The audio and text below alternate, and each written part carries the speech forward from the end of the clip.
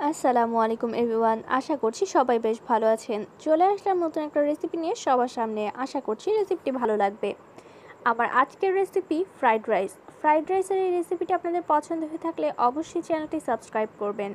যারা এখনও চ্যানেলটি সাবস্ক্রাইব করে পাশে থাকা বেল বাটনটি বাজিয়ে নেননি তারা অবশ্যই চ্যানেলটি সাবস্ক্রাইব করে পাশে থাকা বেল বাটনটি বাজিয়ে আমার পাশে থাকবেন সবার আগে নোটিফিকেশন পাওয়ার জন্য। এই ফ্রাইড রাইসটি আপনারা বাচ্চাদের টিফিনেও দিতে পারেন অথবা বাসায় কোনো গেস্ট চলে আসলে খুব অল্প সময়ে তৈরি করে ফেলতে পারবেন এই ফ্রাইড রাইসটি। আশা করছি রেসিপিটি সবার কাছে ভালো লাগবে। কথা না বাড়িয়ে চলে যাচ্ছি তাই সরাসরি মূল রেসিপির দিকে। চলুন দেখে আসি এটি কিভাবে তৈরি করতে হবে। ফ্রাইড রাইস তৈরির জন্য প্রথমে একটা কড়াইতে কিছুটা পানির মধ্যে দিয়ে দিয়েছিলাম 1 টেবিল চামচ পরিমাণ তেল, আর দিয়ে দিলাম 1 চা চামচ পরিমাণ স্বাদমতো লবণ। এর মধ্যে দিয়ে দিয়েছি পোলার চাল প্রায় 1 কাপের মতো। 1 কাপ পোলার চালটাকে ভালোভাবে ধুয়ে নিতে হবে আগে থেকে। পোলার চালটা কিন্তু বেশি ধোয়ার প্রয়োজন নেই, 2 থেকে 3টা ধোয়া দিলেই যথেষ্ট। তারপর এটাকে আমি সেদ্ধ করে নিব। প্রায় 80% সেদ্ধ করতে হবে, ভিতরে যেন একটা সাদা সাদা দানার মতো থাকে। এরকম পর্যায়ে নামিয়ে এটাকে এরকম একটা স্টেনারে ছড়িয়ে দিচ্ছি। অবশ্যই সাথে সাথে পানিটা ফেলে এরকম স্টেনারে ছড়িয়ে দিতে হবে ফ্যান ছেড়ে, না হলে কিন্তু এটা খুব একেবারে দলা পাকিয়ে যেতে পারে। এটা পুরোপুরি ঠান্ডা করে নিচ্ছি। ততক্ষণে আমি মাংসটা ম্যারিনেট করার জন্য এখানে নিয়ে নিলাম 1 থেকে 1.5 কাপের মতো মুরগির মাংস, স্বাদমতো লবণ, 1 চা চামচ পরিমাণ আদা বাটা, রসুন বাটা, দিয়ে দিচ্ছে 1 চা চামচ পরিমাণ গোলমরিচের গুঁড়া, 1 চা চামচ পরিমাণ সয়া সস, আমি এখানে ডার্ক সয়া সসটা ব্যবহার করছি, দিয়ে দিচ্ছি লেবুর রস, এতে করে একটা সুন্দর ফ্লেভার আসবে তাই দেয়া। গোলমরিচ আর লেবুর রসটা দেওয়ার কারণে এই মাংসটা খেতে অসম্ভব ভালো লাগবে, তাই এটাকে ভালোভাবে এবার হাত দিয়ে মাখিয়ে নিচ্ছি। মাংসটা যত বেশি ম্যারিনেট করে রেখে দিবেন ততই কিন্তু মজা লাগবে, তাই কমপক্ষে এটা 10 থেকে 15 মিনিটের মতো ম্যারিনেট করে রেখে দিতে হবে। তারপর মাংসটাকে একটু ভেজে নিলাম। 2-1 মিনিট মাংসটা ভাজা হয়ে গেলে এর মধ্যে দিয়ে দিচ্ছি চিংড়ি মাছ। মাছগুলোকেও আমি আগে থেকে হলুদ আর লবণ দিয়ে সামান্য মেখে রেখেছিলাম। মাছগুলোকেও একটু ভেজে নিচ্ছি। চিংড়ি মাছটা যেহেতু কড়া ভাজবো না, তাই আগে থেকে মাংসটা ভেজে পরে আমি মাছগুলো দিয়ে দিয়েছিলাম। এবার সবগুলোকে তুলে নিলাম। এবার ওই ফ্রাই প্যানে দিয়ে দিচ্ছি 1 টেবিল চামচ পরিমাণ ঘি, আর আগে থেকে যেই তেলটা ছিল সেটা তো আছেই।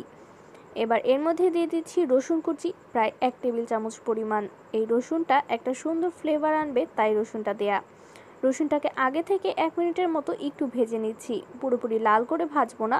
মোটামুটি একটু লালচে রং হয়ে আসলে এর মধ্যে দিয়ে দিলাম 2 টেবিল চামচের মতো পেঁয়াজ কুচি, দিয়ে এর মধ্যে দিয়ে দিচ্ছি বরবটি প্রায় আধা কাপের মতো। আধা কাপ বরবটি দিয়ে ভালোভাবে নেড়েচেড়ে আবারও মাখিয়ে নিচ্ছি। এবার এর মধ্যে দিয়ে দিচ্ছি কাঁচামরিচ কুচি প্রায় 4 থেকে 5টার মতো দিয়েছি। আপনারা আপনাদের স্বাদ মতো এই পর্যায়ে কাঁচামরিচ কুচিটা ব্যবহার করে নিতে পারেন। সব কিছুকে নেড়েচেড়ে মিশিয়ে নেওয়ার পর এর মধ্যে অ্যাড করে দিচ্ছি স্বাদমতো লবণ দিয়ে আবারও নেড়েচেড়ে কিছুক্ষণ এগুলোকে ভেজে নিতে হবে। ভাজা হয়ে গেলে মাঝখানটাতে একটা ডিম ভেঙে দিচ্ছি আমি। ঠিক এভাবে মাঝখানে একটা ডিম ভেঙে নিচ্ছি। তারপর 2-1 সেকেন্ড এটাকে একটু জমাট বাঁধতে সময় দেব, তারপরে এটা নেড়েচেড়ে ভেঙে দিতে হবে। এভাবে ডিমটা ভেঙে নিচ্ছি, এতে করে আপনার আগে থেকেও ডিমটা ভেঙে নেওয়ার প্রয়োজন পড়ছে না, আর অন্য ফ্রাই প্যানেও ডিমটা নেওয়ার প্রয়োজন পড়ছে না। এভাবে খুব সময় সাশ্রয় এভাবেই রান্না করা যাচ্ছে। এবার আগে থেকে যে মাংস আর চিংড়ি মাছটা ভেজে রেখেছিলাম সেটাও দিয়ে দিলাম।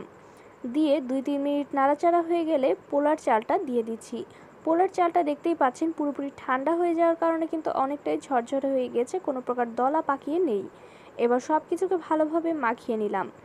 সব কিছুকে ভালোভাবে নেড়েচেড়ে মেশানো হয়ে গেলে 1 টেবিল চামচ পরিমাণ এর মধ্যে দিয়ে দিচ্ছি সয়া সস দিয়ে দিলাম 1 টেবিল চামচ, আর দিয়ে দিচ্ছি এখানে টমেটো কেচাপ দিয়ে দিলাম 1 টেবিল চামচের মতো। এতে করে সুন্দর একটা ফ্লেভারও আসবে, আর দেখতেও কিন্তু কালারটা খুব সুন্দর লাগবে। আপনারা চাইলে এটা স্কিপও করতে পারেন, কিন্তু এটা দিলে ফ্লেভারটা অনেক ভালো আসবে তাই এটা দেয়া। এবার নেড়েচেড়ে সব কিছুকে ভালোভাবে আবারও মিশিয়ে নিচ্ছি। চালটা যেহেতু আমার আগে থেকে 80% সেদ্ধ করে নেওয়া, তাই এই রান্নাটা করতে আমার তেমন একটা বেশি সময় লাগবে না, খুব অল্প সময় তৈরি করে ফেলতে পারবো।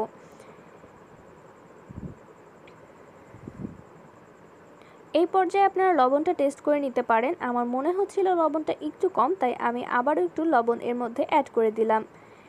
লবণটা অ্যাড করার পর আবারও নেড়েচেড়ে সব কিছুকে ভালোভাবে মিশিয়ে নিচ্ছি, যাতে করে লবণটা সব কিছুর সাথে মিশে যায়।